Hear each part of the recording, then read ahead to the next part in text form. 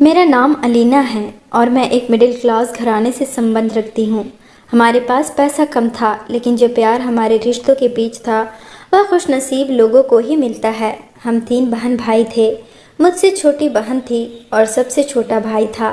मेरे माँ बाप की हम तीनों बच्चों में जान बसती थी। पापा कंपनी के चौकीदार थे। इतनी तनख्वाह मिल जाती थी कि हमारा गुजर बसर आसानी से हो जाता था।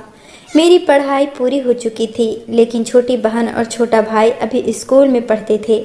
लेकिन हमारी यह खुशियाँ ज़्यादा दिन तक रास नहीं आई। पापा को एक रात ऐसा अटैक आया कि हम उन्हें अस्पताल लेकर भागे थे।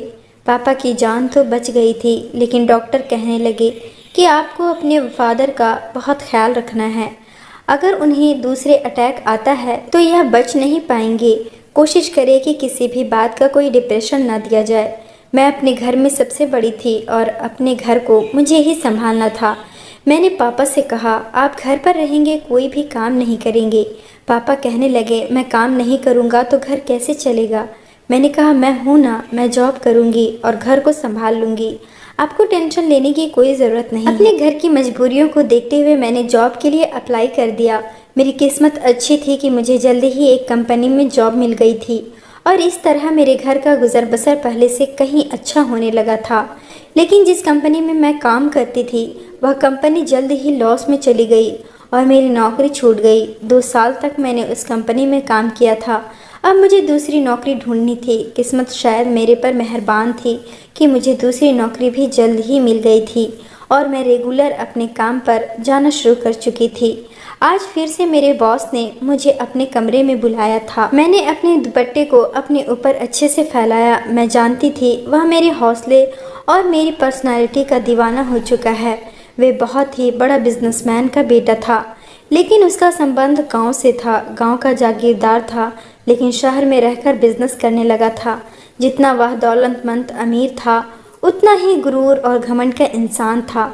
उस इंसान के अंदर गुरूर और घमंड कूट कूट कर भरा हुआ था।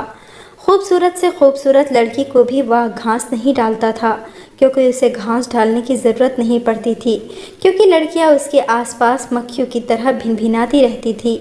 लेकिन वो किसी को कोई अहमियत नहीं देता था। लेकिन मेरे अंदर कुछ ऐसी बात थी कि वह मुझ पर मर मिटा था। मेरा संबंध गरीब घराने से था, लेकिन मेरा पहनना ओढ़ना अमीरों जैसा था। मेरे अच्छे रिकॉर्ड के साथ साथ मेरा बेहतरीन अनुभव भी था। इसलिए जब अरहान राजवीर ने मेरा इंटरव्यू लिया और मेरे डॉक्यूमेंट्स देखे तो एक तारीफ नज़र मुझे सर से लेकर पैर तक देखने लगा था।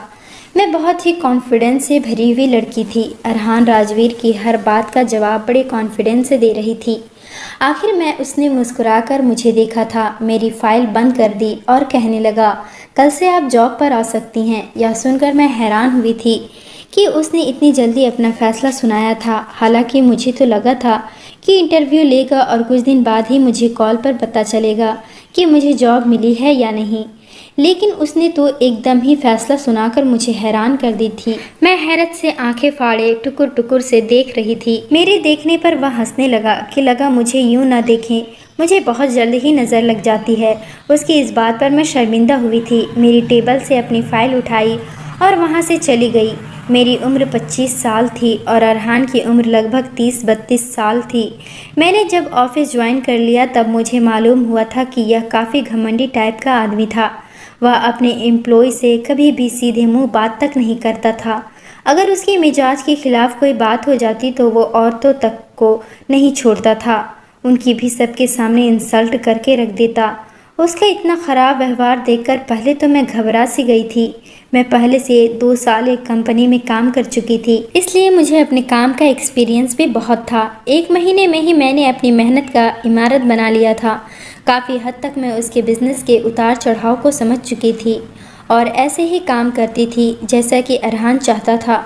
हालांकि मैं बहुत ज़्यादा खूबसूरत नहीं थी, मेरी रंगत हल्की सी बादामी थी, लेकिन मेरा पहनना ओढ़ना और मेरा मॉडल सामने वाले को मेरा दीवाना बना देता था। ऊपर से मेरे अंदर कॉन्फिडेंस भी कूट कूट कर भरा हुआ था। मर्दों के साथ बात करने में मैंने कभी शर्म महसूस नहीं की थी। अरहान के साथ मैं कई मीटिंग भी अटेंड कर चुकी थी और मेरे कॉन्फिडेंस को देखकर वो आदमी मुझसे इम्प्रेस हुए बिना नहीं रह सका था। पूरे 1 महीने के बाद उसने मुझे ऑफिस के रूम में बुलाया था। मैं जैसे ही उसके कमरे में गई तो एक दिन फरेब मुस्कुराहट उसके चेहरे पर सजी हुई थी। उसने मुझे कमरे के अंदर बुलाया और कहने लगा कि मैं आपके काम से बेहद खुश हूँ। आप पहली लड़की हैं जिसने मुझे अब तक शिकायत का मौका नहीं दिया है। आपकी जितनी भी तारीफ़ की जाए कम है। मैं मुस्कुराकर अपनी तारीफ़ वसूल करने लगी। मैंने कहा थैंक यू सो मच। धीरे धीरे अब मुझसे बिजनेस के अलावा और भी बातें करने लगा था। कभी मीटिंग के बाद मुझे समंदर किनारे ले जाता। समंदर की रेत पर नंगे पैर चलते हुए मैं उसके साथ ढेरों बातें करने लगी थी।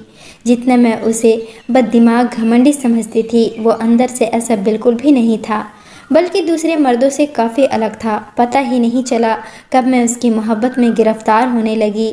हालांकि मैं ऐसी लड़की नहीं थी जिस तरह आजकल की रोमांटिक ट्रैक की लड़कियां होती है।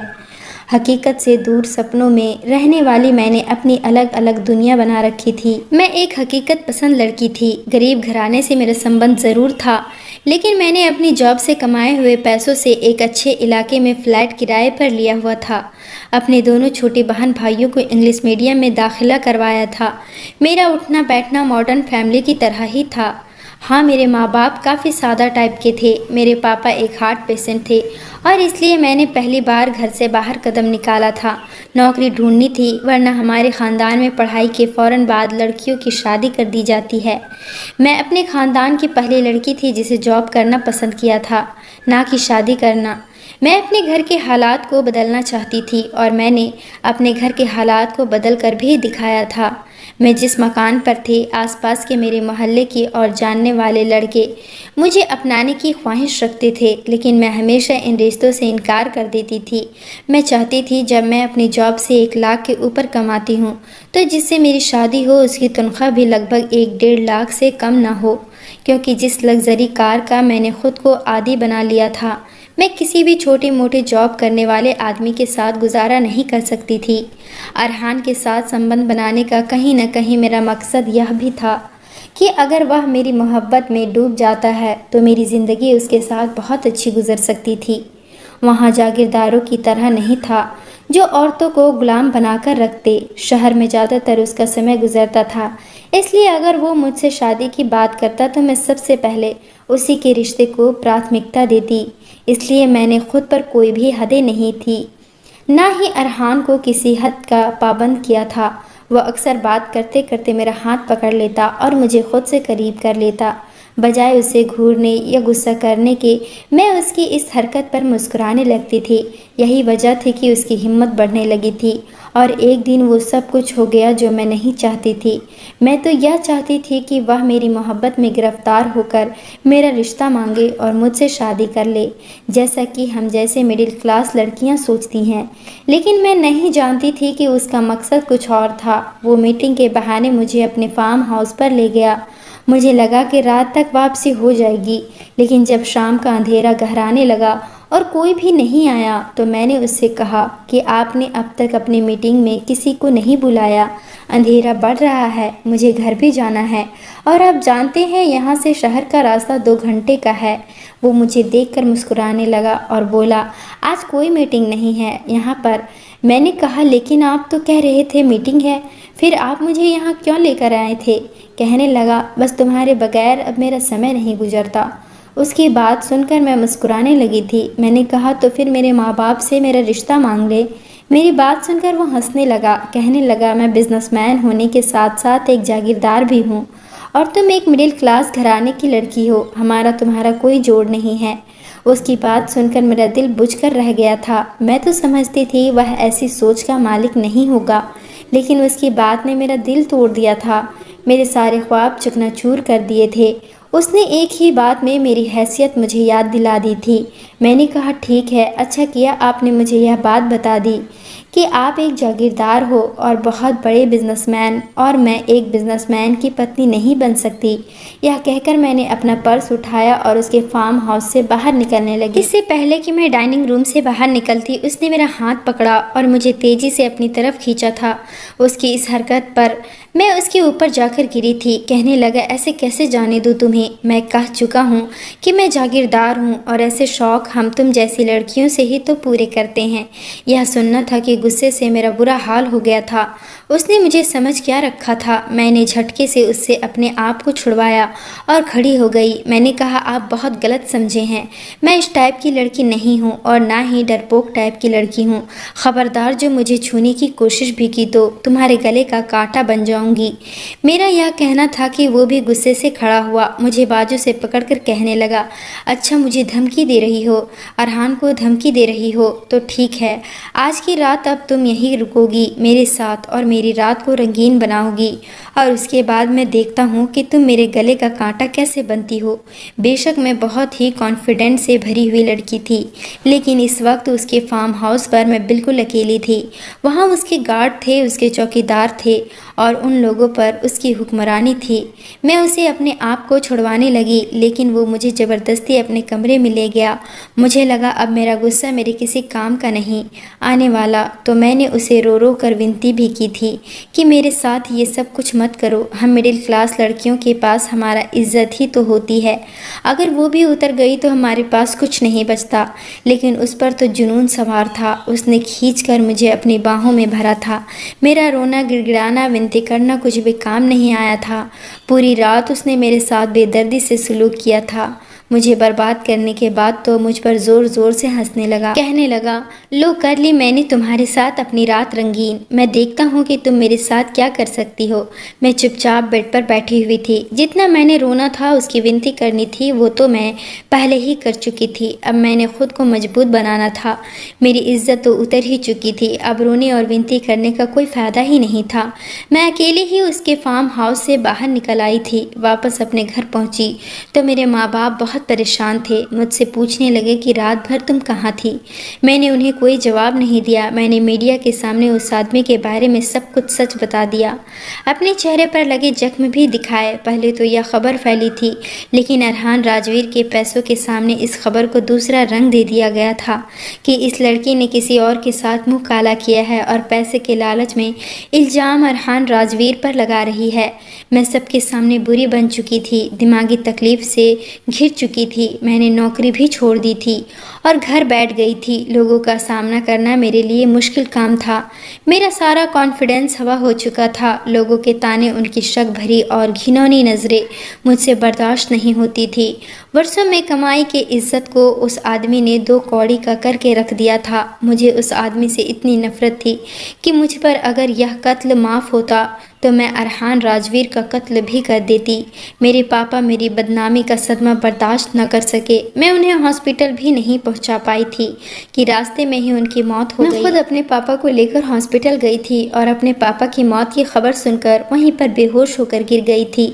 लेकिन जब मुझे होश आया तो एक और दिल दहला देने वाली खबर मेरे इंतज़ार में थी। डॉक्टर ने मुझे बताया कि तुम उम्मीद से हो और यह खबर मेरे लिए बहुत ही बड़ी दर्द से भरी हुई थी। अपने पापा के अंतिम संस्कार के बाद मैं दोबारा से उसे अस्पताल में गई थी। मुझे जॉब करनी थी। अपने घर के हालात का भी सोचना था, क्योंकि सारी जमा पूंजी खर्च हो चुकी थी। इसलिए मैं ये बच्चे जैसी मुसीबत अपने गले में पाल नहीं सकती थी, जो कि एक पाप की निशानी थी और उस आदमी की निशानी थी जिससे मुझे बहुत नफरत थी। मैं हॉस्पिटल गई। लेडी डॉक्टर से कहा कि हर सूरत आप मेरा एबॉर्शन कर दें, लेकिन वो कहने लगी, आप पहले से बेहद कमज़ोर हो और फ़िलहाल इस कंडीशन में एबॉर्शन नहीं हो सकता, तुम्हारी जान का भी खतरा है। इसलिए उसने कुछ ताकत की दवाइयाँ लिखकर मुझे दे दिया। कहने लगी कि 20 दिन तक यह दवाई खाओ, उसके बाद मैं तुम्हारा एबॉर्शन कर सकती हूँ। मैं अभी लेडी डॉक्टर के कमरे में से बाहर भी नहीं निकली थी कि ठीक मेरे पीछे एक औरत मर्द खड़े थे। शायद वो लेडी डॉक्टर से चेकअप करवाने आए थे। औरत का हुलिया कुछ अजीबो गरीब का था। देहाती कपड़े पहन रखे थे, खूब सारा जेवर भी पहना हुआ था। उम्र यही कोई 28-30 साल के लगभग थी। लेकिन उसके साथ खड़े आदमी को देखकर मेरे होश उड़ गए थे, क्योंकि वो तो अरहान राजवीर था। उसे देखकर ही मेरी आंखों में नफरत उभरने लगी थी। लेकिन वो मुझे बड़े गुस्से से देख रहा था। मैं वहाँ से गुस्से से निकल कर चली गई थी। लेकिन अगले दिन जो कयामत हमारे घर पर टूटी थी, मैं सोच भी नहीं सकती थी। अगले दिन ही अरहान राजवीर मेरे घर पर आ गया। उसके गार्ड भी उसके साथ मेरे घर के अंदर ज़बरदस्ती दाखिल हुए थे। मेरी माँ, मेरी छोटी बहन और भाई से सब देखकर बुरी तरह घबरा गए थे। मैंने उससे कहा, अब तुम यहाँ क्या लेने आए हो? तुम जो चाहते थे वह हो चुका है। तुमने मुझे बर्बाद करना था, वह कर दिया, मुझे बदनाम भी कर दिया। अब तुम मेरे पास क्या लेने आए हो? यहाँ क्या करने आए हो? दफ़ा हो जाओ मेरे घर से, मैं तुम्हारी शक्ल भी देखना नहीं चाहती। वह बड़े गुस्से से मेरे सामने आया, मेरे सामने आकर खड़ा हो गया। कहने लगा, मेरी बहुत ही कीमती चीज़ तुम्हारे पास है, वह वापस ले लूँ फिर चला जाऊँगा। मैंने कहा, मेरे पास तुम्हारी कोई चीज़ नहीं है। उसने अपना एक हाथ मेरे पेट पर रखा। मुझे लगा जैसे किसी ने मेरे पूरे शरीर में आग लगा दी हो। मैंने उसे पीछे हटाया। कहने लगा, मेरा वारिस है तुम्हारे पास। यह सुनकर मेरा सर चकरा कर रह गया था। वह मेरे पास आकर कहने लगा, खबरदार, जो तुमने मेरे बच्चे को कोई नुकसान पहुँचाने की कोशिश की या उसे मारने की कोशिश की। शायद वो लेडी डॉक्टर ने अरहान को सारी बात बता दी थी। मैंने कहा, कौन सा बच्चा? तुम्हारा बच्चा। मेरे अंदर किसी और के पाप की निशानी है, यही तो कहा था ना तुमने मीडिया वालों के सामने। अब क्यों तुम इस पर हक जमाने आए हो? कहने लगा, मेरी शादी को 5 साल हो गए हैं। मेरी ख़ानदानी पत्नी मुझे औलाद नहीं दे पा रही। इलाज करवाने के लिए न जाने मैंने कहाँ कहाँ के धक्के खाए हैं, लेकिन कोई फ़ायदा नहीं हुआ और मुझे बच्चा नहीं मिल सका। अब तो डॉक्टरों ने साफ कह दिया है कि मेरी पत्नी कभी भी माँ नहीं बन सकती और मुझे वारिस चाहिए जो मुझे तुमसे मिल सकता है। इसलिए जब तक मेरा बच्चा तुम्हारे शरीर में पल रहा है, तुम्हें अपने पास रखना मेरी मजबूरी है। यह कहकर वो मेरे करीब आया और कहने लगा, तुम शराफत से मेरे साथ जाना पसंद करोगी या मैं तुम्हें यहाँ से ज़बरदस्ती उठाकर ले जाऊँ? यह सुनना था कि मैं अंदर ही अंदर डर गई थी। मेरी माँ भी रोने लगी। उसके सामने हाथ जोड़कर बोली, भगवान के लिए मेरी बेटी का पीछा छोड़ दो। वह कहने लगा, नहीं छोड़ सकता। अलीना मेरे बच्चे की माँ बनने वाली है, मेरा वारिस है उसके पास। अगर मैंने उसे आज़ाद छोड़ दिया तो यह मेरे बच्चे को मार डालेगी। मैंने कहा, हाँ मैं मार डालूंगी, इसे मुझे नफ़रत है तुमसे और तुम्हारे नाजायज़ बच्चे से भी। मेरा यह कहना था कि उसने ज़ोरदार थप्पड़ मेरे मुंह पर मारा था। बोला, मेरे बच्चे को कुछ भी मत कहना, अपनी औलाद की खातिर मैं तुम्हें जायज़ पत्नी भी बनाने को तैयार हूँ। फिर कहने लगा, मैं पंडित जी को अपने साथ लाया हूँ। फिर उसने अपने गार्ड से कहा कि नीचे जाओ और पंडित जी को ऊपर लेकर आओ, मैं अभी इसी वक्त इससे शादी करूँगा। जैसे ही पंडित जी ऊपर आया, शादी के इंतज़ाम शुरू हो चुके थे, लेकिन मैंने शादी करने से इनकार कर दिया। लेकिन अरहान तो गुस्से से पागल हो गया था। ऐसा लग रहा था वो मुझे जान से मार डालेगा। मेरी माँ से कहने लगा, अगर तुम्हारी बेटी ने शराफत से मुझसे शादी नहीं की तो मैं उसे ज़बरदस्ती यहाँ से ले जाऊँगा और तुम लोगों की ज़िंदगी भी नर्क बना कर रख दूँगा। इससे अच्छी तरह समझाओ कि यह मुझसे शराफत से शादी कर ले। अगर यह बिना किसी शोर शराबे के मुझसे शादी कर लेती है तो तुम लोगों की इसमें भलाई है। मैं तुम लोगों की जिम्मेदारी उठाऊँगा और किसी भी बात की तकलीफ़ नहीं होने दूंगा। मेरी माँ मेरी विनती करने लगी कि यह तुम्हें हर हाल में अपने साथ लेकर जाएगा, तो भलाई इसी में है कि एक जायज़ रिश्ते के साथ इसके साथ चली जाओ। हम जैसे मिडिल क्लास लड़कियां हमेशा बेबस और मजबूर उस वक्त होती हैं जब अपने माँ बाप के उजड़े हुए हालात देखती हैं और वो सब कुछ कर जाती हैं जो करना नहीं चाहती। मेरी और अरहान की शादी मेरी बहुत बड़ी मजबूरी थी। शादी के बाद वो मुझे अपने साथ अपने गांव, अपनी हवेली ले आया, जहां उसकी पहली पत्नी भी मौजूद थी जो मुझे नफ़रत से देख रही थी। मैं उसके घर में गैर ज़रूरी चीज़ थी। मेरी उस घर में ना कोई ज़रूरत थी और ना ही उस घर में मेरी कोई अहमियत थी। उस घर में अहमियत सिर्फ उस बच्चे की थी जो मेरे शरीर में पल रहा था और जो अरहान का वारिस था।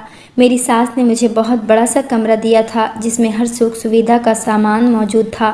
मेरी सेवा के लिए 2-2 नौकरानियां भी थी, लेकिन मुझे कमरे से बाहर निकलने की अनुमति नहीं थी। मैं कभी भी ऐसे माहौल में रहने की आदी नहीं थी। मैंने सारी ज़िंदगी आज़ादी से गुजारी थी, लेकिन वो दोनों नौकरानियां मेरे पल पल की खबर अरहान और उसकी माँ को देती थी। मेरा जी चाहता मैं इस बच्चे को अपने तन से जुदा कर दूं, जिसकी वजह से मैं कैद हो चुकी थी। मैं वहाँ से भाग जाना चाहती थी। वह महल चाहे सोने का ही क्यों न हो, अगर उसमें किसी को कैद करके रखा जाए तो वह जेल से कम नहीं लगता। मेरा यहाँ दम घुटने लगा था। मुझे खाने पीने के लिए अच्छी खुराक दी जाती थी, मुझे ज़बरदस्ती खिलाया जाता था। एक बार मैंने खाना खाने से मना कर दिया। नौकरानी मेरे लिए खाना लेकर आई तो मैंने उसके हाथ से लेकर ज़मीन पर पटक दिया। सारा खाना ज़मीन पर गिर गया था। कांच के बर्तन टूट चुके थे। शोर की आवाज़ सुनकर मेरी सास मेरे कमरे में आई थी। कहने लगी, ये क्या बदतमीजी है। मैंने कहा, मुझे नहीं खाना कुछ भी और ना मुझे यहाँ रहना है। भगवान के लिए मुझे आज़ाद कर दो, मैं यहाँ रहना नहीं चाहती। मेरा दम घुटता है। वह कहने लगी, जब तक तुम अरहान के बच्चे की माँ नहीं बन जाती तुम यहाँ से नहीं जा सकती हो और तुम बेफिक्र रहो। तुम जैसी शहरी आवारा लड़की को हम अपने ख़ानदान की इज्जत कभी भी नहीं बनाएंगे।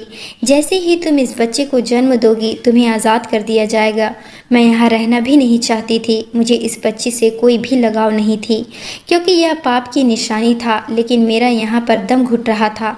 मैंने कहा, मुझे कुछ भी नहीं खाना। मेरी सास मुझे डांट डपट कर कहने लगी कि तुम्हारी वजह से अगर हमारे बच्चे को कोई भी नुकसान हुआ तो तुम नहीं जानती अरहान तुम्हारा क्या हाल करेगा। लेकिन मैंने उनकी कोई भी बात नहीं सुनी। वह शहर में था, बहुत कम ही गाँव आता था, लेकिन जब उसे इस बात की खबर मिली तो वह रात को ही शहर से गाँव पहुँच गया था। 6 घंटे का सफ़र करके जब वह गाँव पहुँचा तो बहुत गुस्से में था। रात के 2 बजे मेरे कमरे का दरवाज़ा खुला था। मैं उस वक्त गहरी नींद में थी। बड़े ज़ोर से कमरे का दरवाज़ा बंद हुआ। एकदम ही कमरे की सारी लाइट जल गई थी।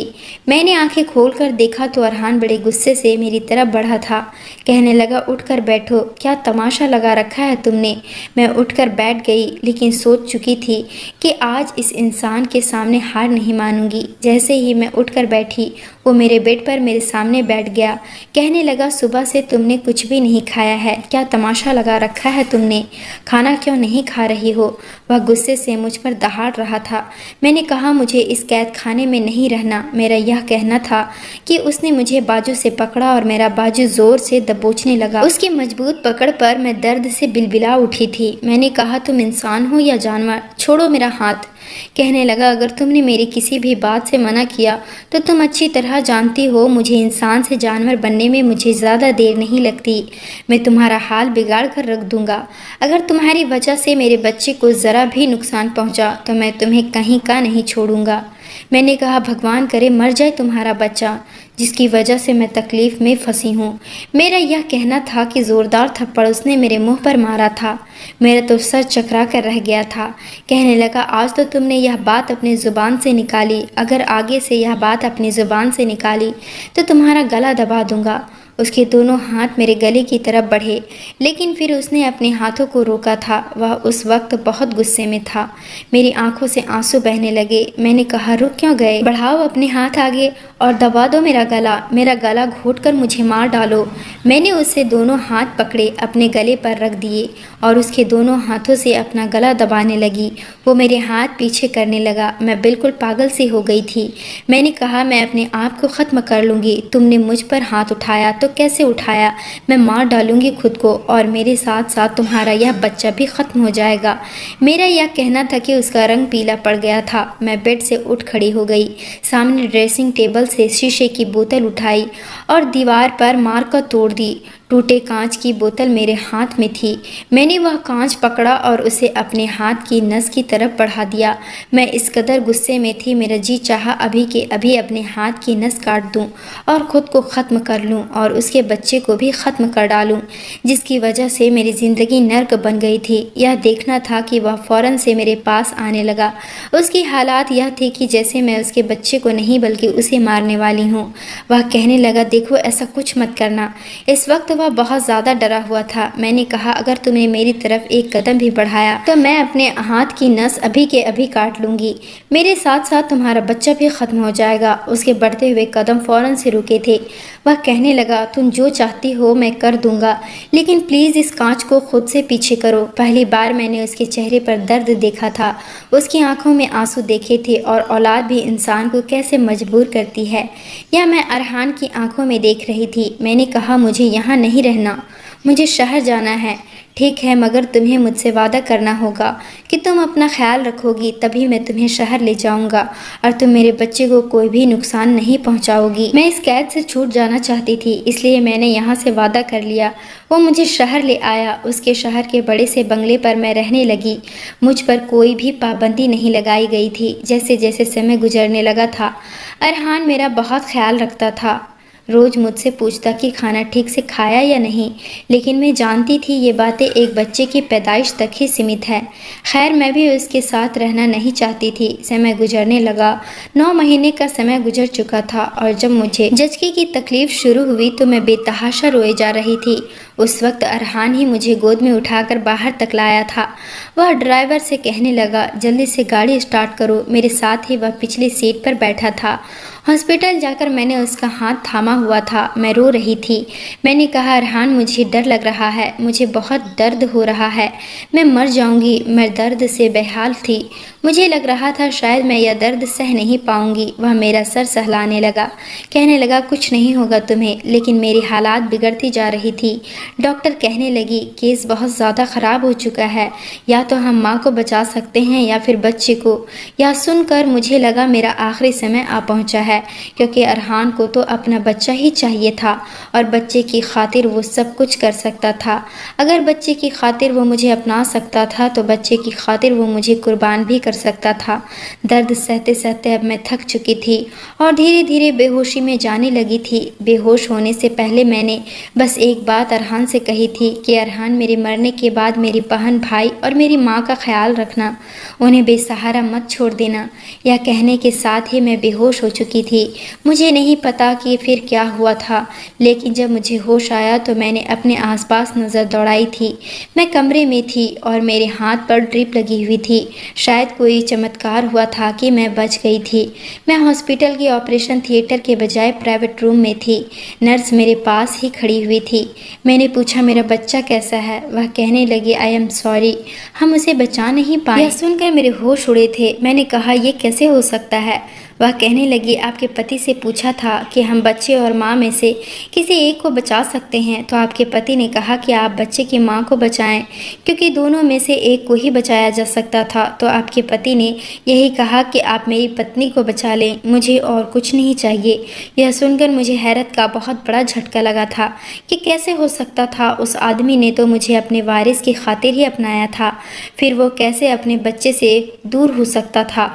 कुछ ही देर बाद अरहान मेरे कमरे में दाखिल हुआ था। उसकी आंखें लाल थी, शायद वो रोया था। चेहरे पर दर्द फैला हुआ था, जैसे बहुत ही बर्दाश्त से गुजर रहा हो। मुझे उस बच्चे से कोई भी लगाव नहीं था, लेकिन 9 महीने वो मेरे शरीर का हिस्सा रहा था। तो कैसे मुमकिन था कि मेरी आंखों से आंसू ना बहते? मेरी आंखों से आंसू बहकर मेरे तकिए को भिगोने लगे थे। अरहान बिल्कुल टूट चुका था। मेरे पास आया, अपने दोनों हाथों से मेरे आंसू साफ करके मेरा सर सहलाने लगा, जैसे मुझे तसल्ली दे रहा हो। मुझे पहली बार ऐसा महसूस हुआ था। उनके हाथों के स्पर्श में कुछ अपनापन था। मैं पहली बार उसके हाथों को झटक नहीं पाई थी। मैंने कहा, तुमने मुझे क्यों बचाया?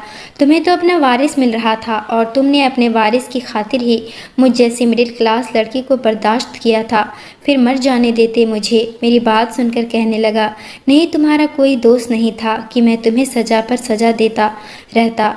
जो कुछ मैंने तुम्हारे साथ किया उसे जुल्म की मेरी ये सज़ा थी कि भगवान ने मुझे मेरा बच्चा देकर मेरे हाथों में आने से पहले ही छीन लिया। उसने मेरे सामने हाथ जोड़ दिए और फूट फूट कर रोने लगा। मुझे माफ़ कर दो। मैंने कहा, हाँ, मैं तुम्हें माफ़ कर दूंगी, लेकिन मुझे आज़ाद कर दो। यह सुनकर वो अपना रोना भूल गया था।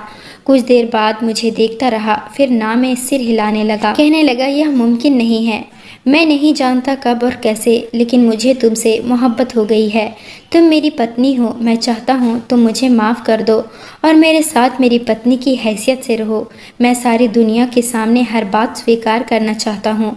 मैंने जो कुछ तुम्हारे साथ किया, मैं उस बात को सबके सामने कह दूँगा। मैं तुम्हें पूरी इज्जत और सम्मान के साथ अपनाना चाहता हूँ, लेकिन मैं कोई फ़ैसला नहीं कर पा रही थी कि अरहान को माफ़ कर दूँ या उससे तलाक लेकर अपने घर वापस चली जाऊँ। फ़िलहाल मैंने अपनी आंखें बंद कर ली।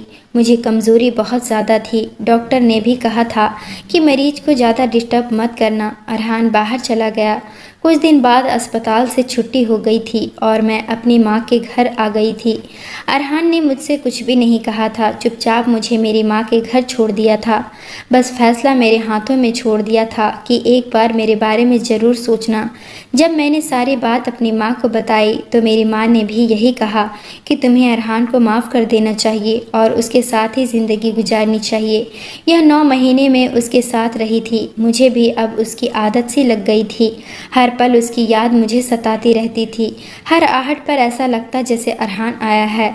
ज़िंदगी एकदम उदास और बेरंग हो गई थी अरहान के बगैर। और एक दिन मैंने खुद ही अरहान को फ़ोन कर दिया कि यहाँ से मुझे ले जाओ, मैं भी तुम्हारे बगैर रह नहीं सकती।